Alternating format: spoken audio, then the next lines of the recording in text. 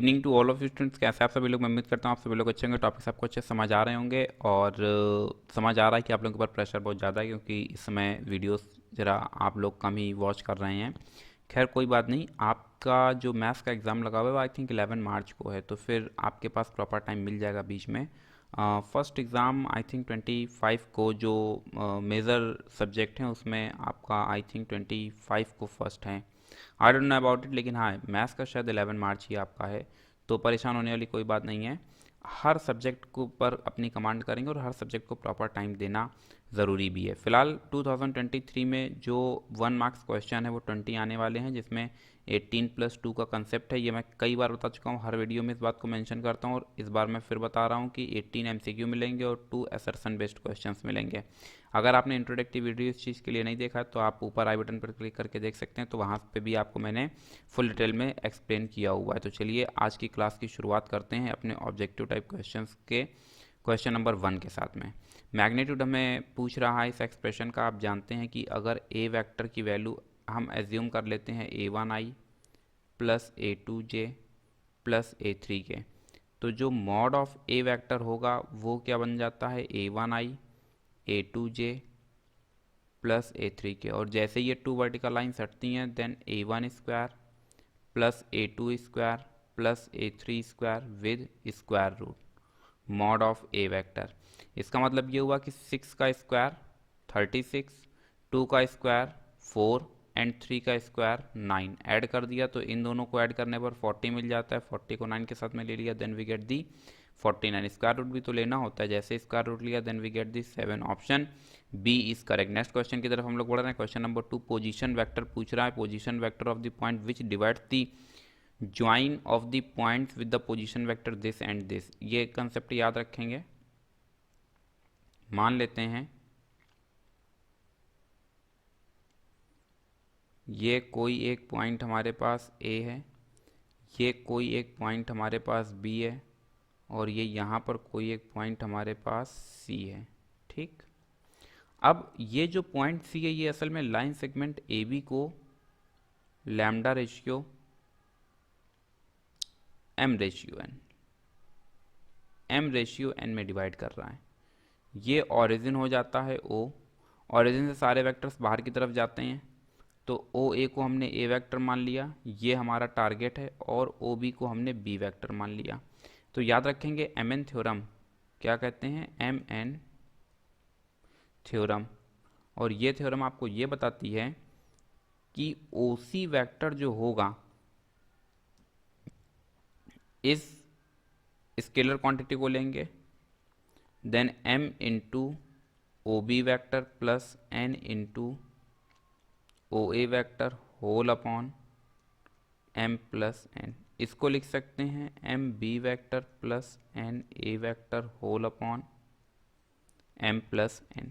तो O C vector की value ये जनरेट हो गई। अब अगर अपने क्वेश्चन में देखते हैं तो विद द पोजीशन वेक्टर जो ओ ए है ये असल में a प्लस बी दे रहा है, A vector plus B vector, B vector की वैल्यू दे रहा है 2a vector minus B vector, और जो रेशियो है उसमें m की वैल्यू 1 है और n की वैल्यू क्या है, 2 है।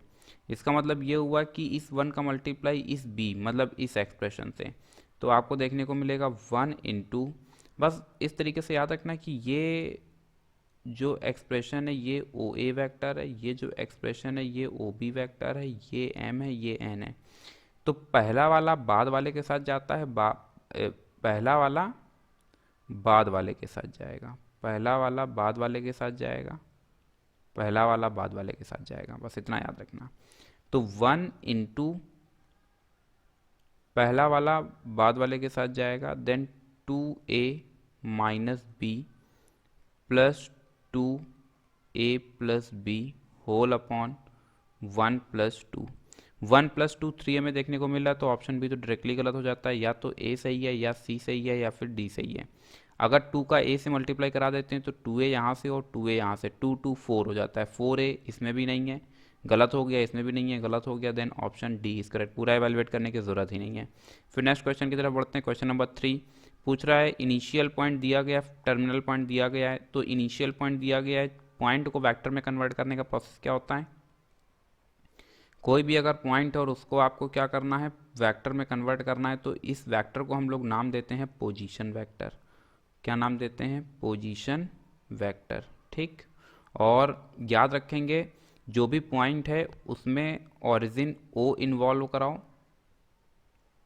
ओरिजिन ओ इन्वॉल्व कराओ, और जो नंबर से उनको आई कैप, जे कैप और के कैप के कोफिशिएंट के फॉर्म पर ले लो। इसका मतलब ये होता है कि ओपी वेक्टर हमको गिवन किया गया है 2 i cap -3 j cap +5 k cap, जबकि ओ क्यू वैक्टर जो हमको दिया गया है वो दिया गया है 3 i cap -4 j cap +7 k cap. अब हमसे पूछ रहा है कि वेक्टर क्या होगा, तो पी क्यू वैक्टर डिस्कस करवा रहा है। पी क्यू वैक्टर पी से चला क्यू पर जा रहा है। देखो पी इनिशियल पॉइंट हो गया, क्यू फाइनल पॉइंट हो गया, यानी टर्मिनल पॉइंट हो गया, तो पी क्यू का मतलब होगा O Q minus O P. क्या कहा? O Q minus O P.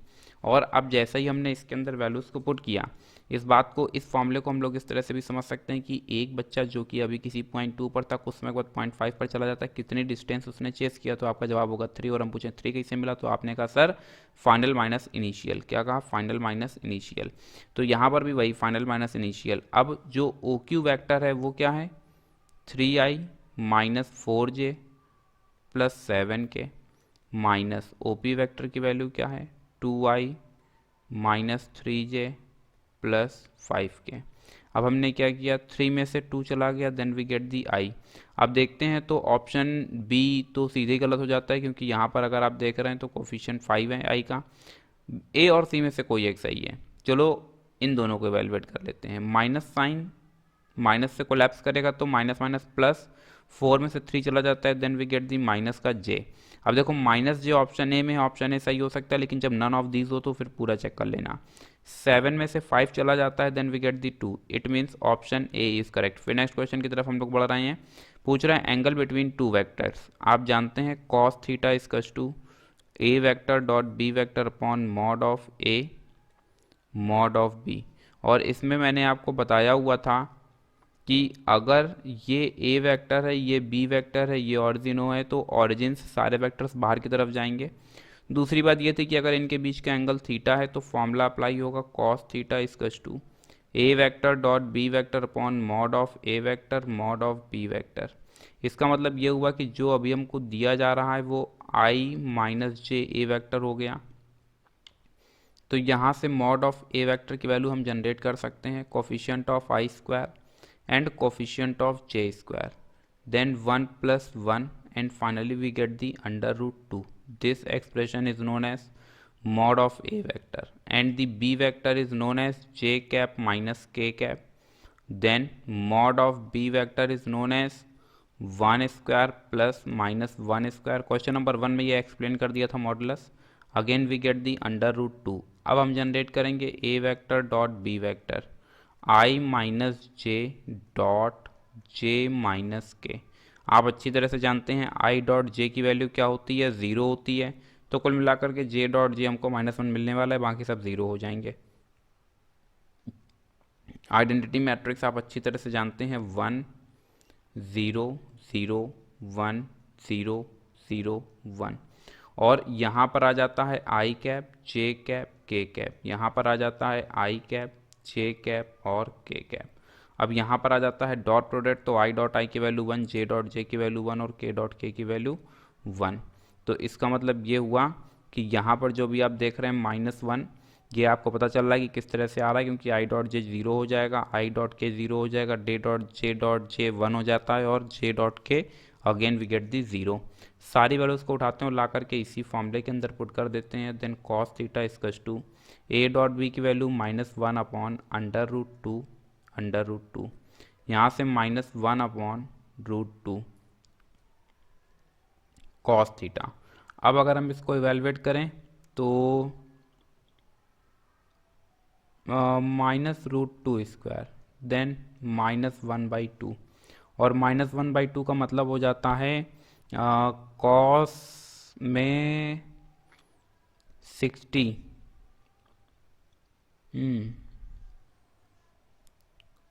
Cos जानते हैं 60 डिग्री की वैल्यू क्या होती है? कॉस 60 डिग्री की वैल्यू होती है 1/2। तो कॉस 180 माइनस थीटा क्या होता है, minus cos theta. Then cos pi minus 60 minus cos 60। इसका मतलब ये हुआ कि -1/2 ये जनरेट करके दे रहा है 120 डिग्री। 120 का मतलब होता है 2π/3। कितना, 2π/3। यहाँ पर देखो इस ऑप्शन में भी पाई है, इसमें भी पाई है, इसमें पाई है, तो यहाँ पर पाई का कुछ टाइपोग्राफिकल एरर है। Option B is correct. फिर नेक्स्ट क्वेश्चन की तरफ हम लोग बढ़ रहे हैं और नेक्स्ट क्वेश्चन अपने सामने ये रहा, find the value of lambda for which the two vectors are perpendicular.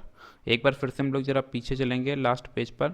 अगर कंडीशन फॉर परपेंडिकुलर हमको इसी फॉर्मूले से जनरेट करना हो, ध्यान से समझना, अगर इसी से कंडीशन फॉर परपेंडिकुलर जनरेट करना हो तो आप इस बात को अच्छी तरह से जानते हैं कि थीटा हमें क्या रख देना है, 90 रख देना, और कॉस 90 की वैल्यू क्या होती है, 0 होती है।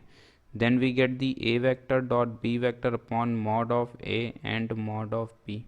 क्रॉस मल्टीप्लाई करा दो, तो क्रॉस मल्टीप्लाई कराने के बाद अब जो आपको मिलता है वो A dot B equals to 0। तो कंडीशन फॉर परपेंडिकुलर अपने पास क्या हो जाती है, A vector dot B vector equals to 0। इसका मतलब ए वेक्टर की वैल्यू क्या है, 2i minus J plus 2k। B vector की वैल्यू क्या है, 3i प्लस लैम्डा जे प्लस के। अब ए डॉट बी हम जनरेट करेंगे 2i minus J plus 2k dot फिर 3i प्लस लैम्डा जे और फिर प्लस का k।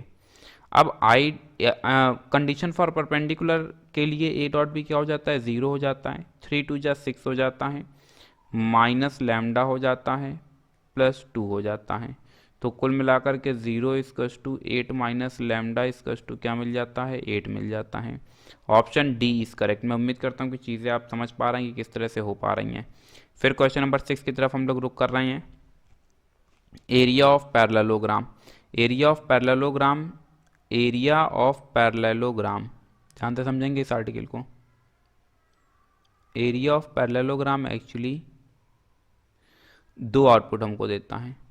एक में जब एडजेसेंट साइड्स गिवन होती हैं, क्या कहा, एक में जब एडजेसेंट साइड्स गिवन होती हैं तो फॉर्मूला बनता है mod of A vector cross B vector. दूसरे में जब डायगनल्स गिवन होते हैं तो फॉर्मूला बनता है 1/2 ए वेक्टर क्रॉस बी वेक्टर। अब देखो ये बी स्मॉल है, ये कैसा बी है, स्मॉल बी है। अब जरा देखते हैं, एडजेसेंट साइड्स गिवन है, मतलब ए वेक्टर की वैल्यू दे रहा है आई कैप प्लस के कैप, बी वेक्टर की वैल्यू दे रहा है 2i प्लस जे और फिर प्लस का के। ए क्रॉस बी निकालने का तरीका क्या होता है, डिटर्मिनेंट प्रोसेस से आपको सिखाया है, आई जे एंड के।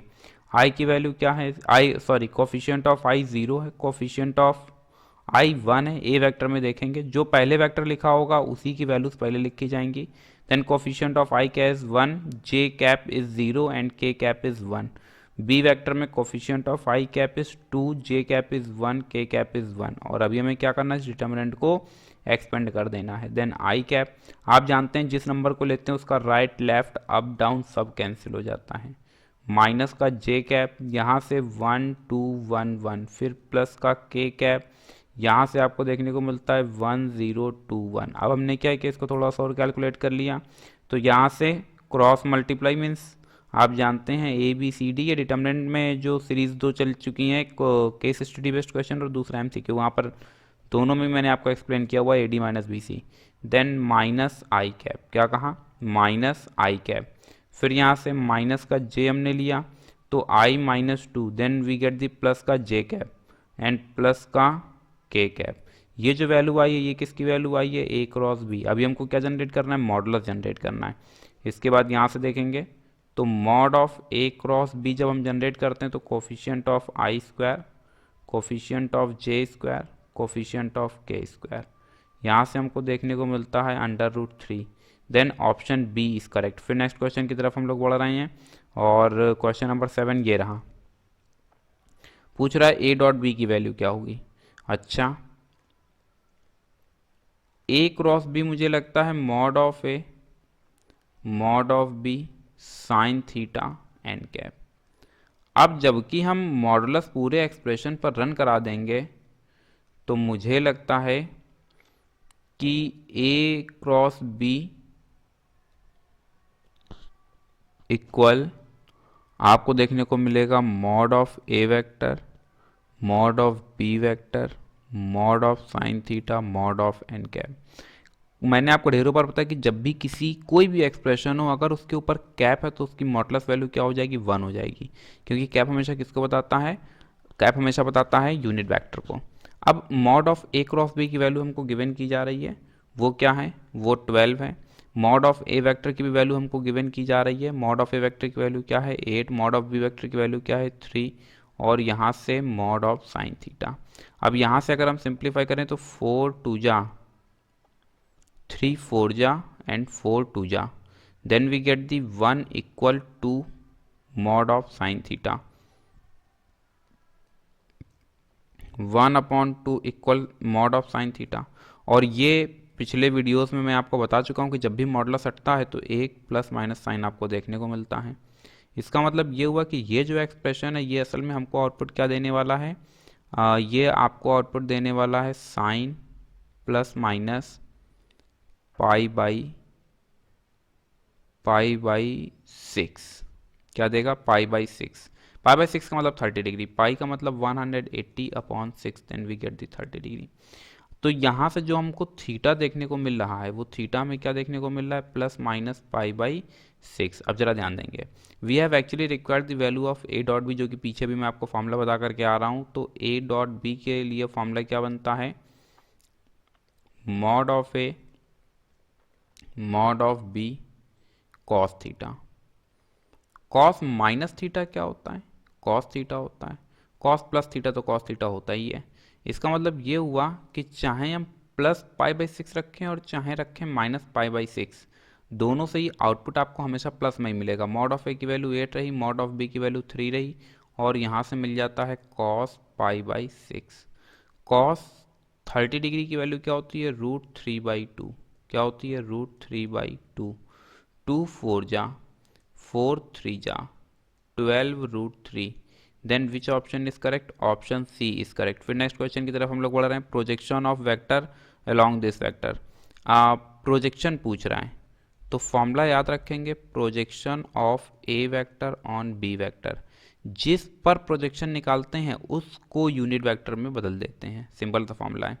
A vector dot B cap, क्या कहा, ए वेक्टर डॉट बी कैप, क्या कहा फॉर्मूला, जिस पर निकालेंगे उसको यूनिट वेक्टर में बदल देंगे। जैसे बी वेक्टर पर प्रोजेक्शन निकालना है तो बी वेक्टर ही असल में तब्दील हुआ किसमें, यूनिट वेक्टर में। चलो भाई शुरू करते हैं फिर खेल। अब अगर हम इसको थोड़ा सा मॉडिफाई कर देते हैं तो ये बी कैप की वैल्यू जानते हैं, B vector upon mod of B vector. और याद रखना कि ये बी कैप की वैल्यू है B vector upon mod of B vector. ये आपने पढ़ा होगा क्योंकि मैंने पढ़ाया है। अब हमारी जो रिक्वायरमेंट है वो ए डॉट बी, पूरा कंप्लीट फॉर्मूला क्या बन जाता है, A dot B upon mod of B vector. तो अभी हम क्या करने वाले हैं, अब हम यहाँ से सबसे पहले A vector dot B vector generate करेंगे। तो ए वेक्टर की वैल्यू है 2i minus J plus K dot, B vector की वैल्यू है i plus 2j plus 2k। यहाँ से 2 i डॉट i की वैल्यू 1, j डॉट j की वैल्यू 1, k डॉट k की value 1, then we get the 3। जबकि mod of b vector की value अगर हम जनरेट करते हैं i plus 2j plus 2k, then coefficient of i, coefficient of j, coefficient of k, 4 4 8 1 9, then we get the 3। Mod of B vector की value क्या आ रही है, 3 आ रही है। इसका मतलब ए डॉट बी की वैल्यू 3 है, मॉड ऑफ बी वेक्टर भी 3 है, then we get the 1। Oh no, कोई भी ऑप्शन सही नहीं है, कहीं कुछ एरर हो गया क्या, रीचेक करेंगे भाई। Projection of A dot B में कुछ गड़बड़ी, आई माइनस जे प्लस के,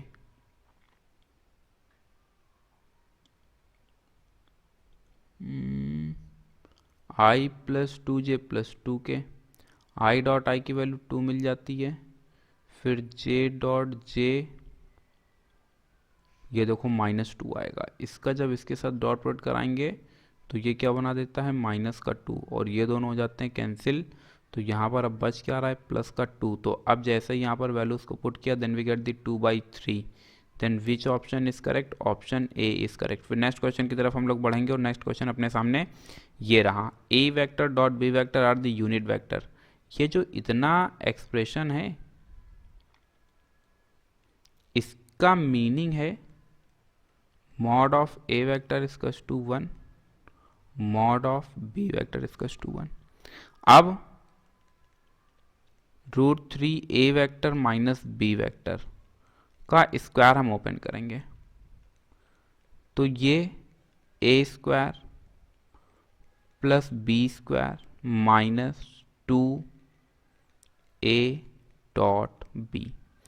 यहाँ से 3 mod of A square mod of B square -2 √3 A vector dot B vector. Square modulus में किस तरह से, ब्रैकेट मॉडुलस में किस तरह से चेंज होता है ये मैंने पिछली क्लासेस में आपको बता रखा है। मॉड ऑफ ए वेक्टर की वैल्यू अपने पास क्या है, ये देखो गिवन है। मॉड ऑफ ए वेक्टर की वैल्यू क्या है, 1 है। मॉड ऑफ बी वेक्टर की वैल्यू क्या है, 1 है। और यहां से 2 √3 हमें निकालना है कि what is the angle between A vector and B vector. तो ए डॉट बी, ध्यान देना जरा, वो बोल रहा है कि ये भी किस में बदल जाए, यूनिट वेक्टर में। और अगर ये भी यूनिट वेक्टर में बदलेगा तो इसका मतलब ये हुआ कि इसका मॉडुलस वैल्यू कितना चला जाएगा, 1 चला जाएगा। अब ये 1 इस 1 को कैंसिल कर देता है। यहाँ से आपको देखने को मिलता है 0 = 3 - 2 √3 A vector dot B vector. इसका मतलब यहाँ से हमको देखने को मिलता है 2 √3 A vector dot B vector equals to 3। Then A vector dot B vector equals to 3/2 √3, यानी A vector dot B vector equals to 3/2 √3 है। तो क्या हम इसको √3 का स्क्वायर नहीं लिख सकते हैं? √3 से एक √3 कैंसिल हो जाता है और बच जाता है A dot B equals to √3/2। ये क्या है, ये तो मुझे लगता है cos 30 डिग्री। 30 का मतलब है π/6, cos 30 डिग्री की वैल्यू है। ए डॉट बी को हम लोग एक फॉर्मूला भी जानते हैं, mod of A mod of B cos theta. यहाँ से cos √3/2 30 डिग्री है, cos 30 डिग्री है।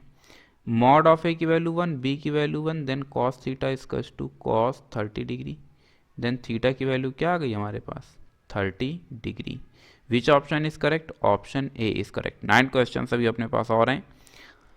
Unit vector perpendicular to this vector this and this forming right handed law. तो आप जानते हैं कि unit vector perpendicular to the both vector, ये शायद मैंने आपको आर्टिकल पढ़ाया होगा। ये कोई एक हमारे पास क्या है, प्लेन है। ये क्या है हमारे पास, कोई एक प्लेन है। ये हमारे पास रहा ए वेक्टर, ये हमारे पास रहा बी वेक्टर, और इन दोनों पर परपेंडिकुलर एक वेक्टर है जिसको बोलते हैं ए क्रॉस बी।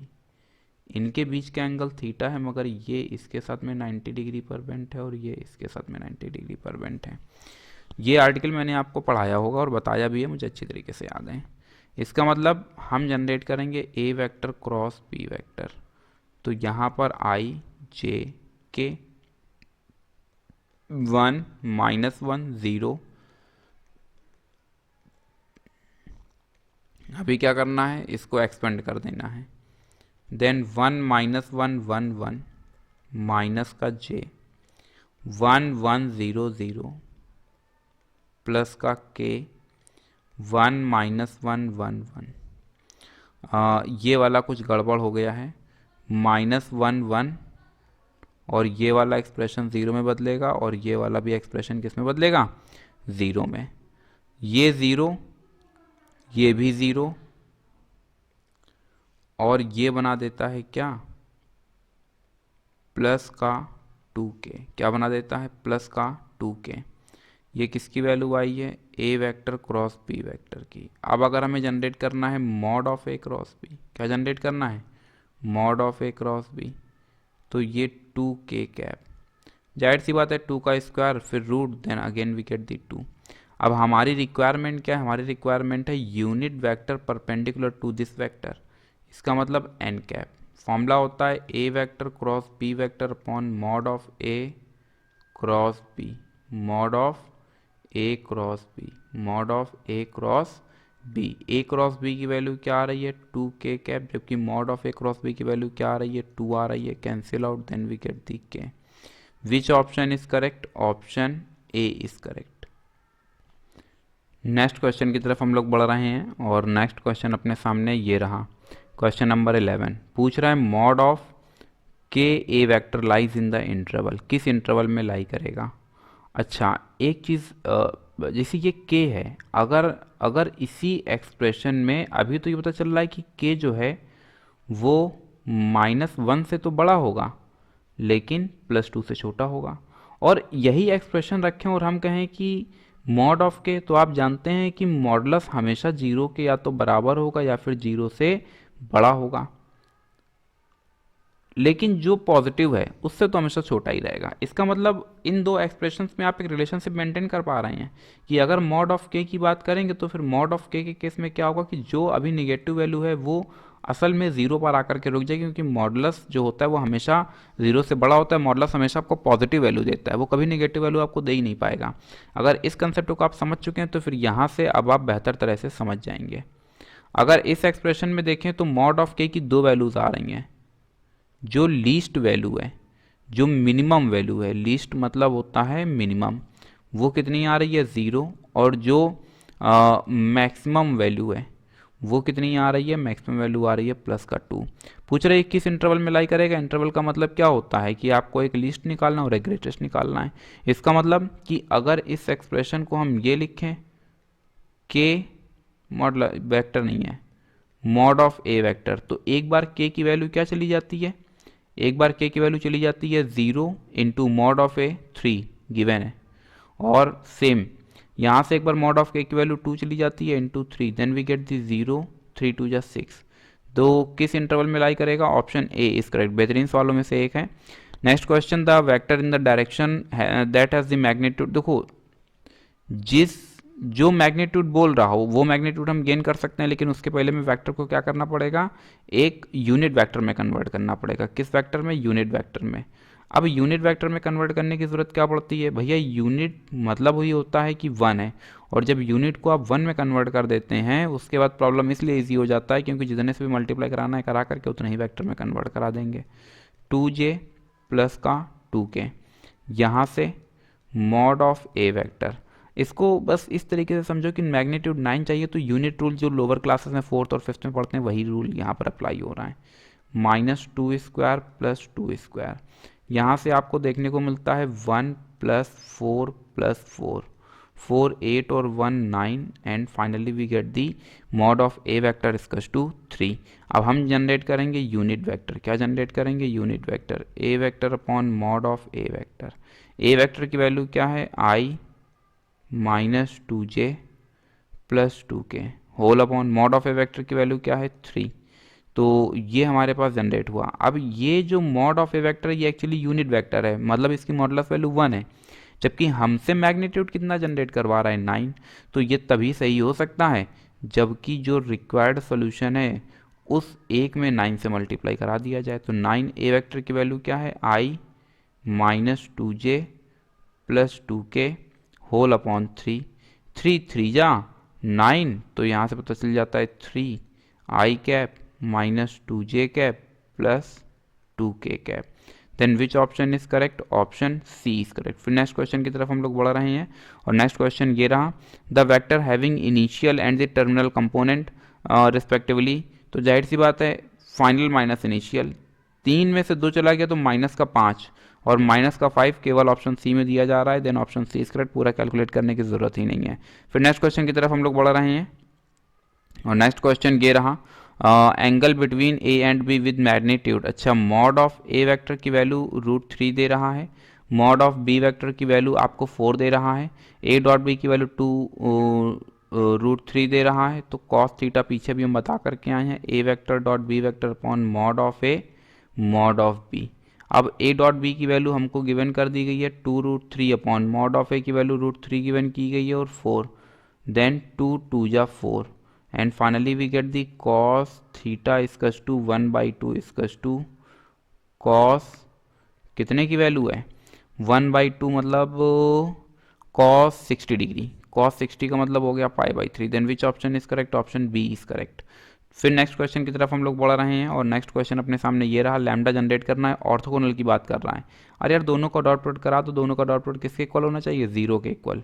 अब भैया ये सवाल ही कुछ गड़बड़ है, इसमें देखो कहीं लैम्डा इन्वॉल्व ही नहीं है। पूछ रहे find the value of lambda, और लैम्डा इसमें कहीं दिख ही नहीं रहना है, इसमें कहीं पर भी लैम्डा नहीं है, तो मेरे हिसाब से लैम्डा यहाँ होना चाहिए, ऐसा मतलब मैं प्रेडिक्ट कर रहा हूँ। अब अगर ये बात सही है तो चलो ज़रा कैलकुलेट कर लेते हैं। तो यहाँ से आपको देखने को मिलेगा इसका डॉट प्रोडक्ट इससे, देन 2 इसका इससे, प्लस का 2 लैम्डा और जो बच गया वो +3 इसकस टू 0। हाँ मेरे हिसाब से लैम्डा इसी जगह पर इन्वॉल्व होगा, तो 3 और 2 हो जाता है 5 + 2 लैम्डा इसकस टू 0, देन लैम्डा इजकस to -5/2, option D is correct. फिर नेक्स्ट क्वेश्चन की तरफ हम लोग बढ़ रहे हैं और नेक्स्ट क्वेश्चन ये रहा अपने पास, लैम्डा पैरेलल की कंडीशन को होल्ड कराना है। आप जानते हैं कि अगर दो वेक्टर ए वेक्टर की वैल्यू हमने मान लिया कि a1i plus a2j plus a3k है, बी वेक्टर की value b1i plus b2j plus b3k अगर है, तो कंडीशन फॉर पैरेलल क्या कहा, कंडीशन फॉर पैरेलल इज, और कंडीशन फॉर पैरेलल क्या बन जाती है, a1/a2 इजकस to b1/b2 इजकस to c1/c2। जरा ये इस कंडीशन को होल्ड कराओ तो आपको देखने को मिलेगा 3/2 इजकस टू -6/-4 इजकस टू 1/लैम्डा। पहला और तीसरा ले लिया जाए तो लैम्डा की वैल्यू मुझे लगता है 2/3, option A is correct. 2 question और बचे हुए हैं। फिर नेक्स्ट क्वेश्चन रहा, एरिया ऑफ ट्रायंगल AOB हमको चाहिए, क्या चाहिए, AOB। तो जब भी इस तरीके का क्वेश्चन आता है तो एरिया ऑफ ट्रायंगल AOB में फॉर्मूला बनेगा mod of A cross B और एक 1/2 भी रहेगा। ये फॉर्मूला, यही सेम फॉर्मूला डायगोनल्स के लिए भी होता है, area of parallelogram, area of parallelogram when diagonals are given, पीछे बता करके आए हैं। तो सबसे पहला काम हमारे पास क्या है कि A क्रॉस B जल्दी से जनरेट कर लेते हैं, i कैप, j कैप और k कैप। कोफिशिएंट्स पुट कर दो, जो पहले वेक्टर लिखा उसके कोफिशिएंट्स पहले आ जाएंगे, 2 -3 2 3 1। थोड़ा सा हाई स्पीड कैलकुलेशन कर रहे हैं, -3 -6 फिर माइनस का j 2 -4 फिर प्लस का k 6 + 6, यहाँ से मिल जाता है -12i, यहाँ से मिल जाता है +2j और यहाँ से मिल जाता है +12k।